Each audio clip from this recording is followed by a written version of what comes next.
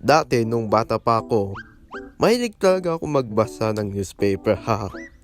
Pero syempre, bago tayo mag-start sa kwento, intro muna tayo.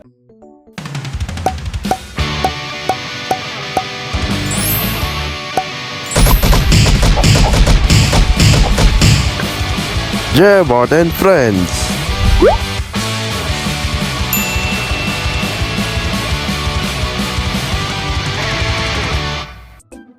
Yung bumili si Papa ng bagong newspaper at ako naman binabasa ko yung anong meron sa newspaper.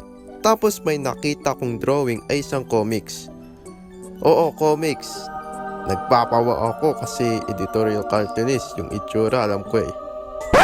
At dahil napaka-creative ko ay mahilig akong mag-drawing. Kaya ayun, yun ang hobby ko. Kilala nyo ba si Rin Aranda? Veteran cartoonist.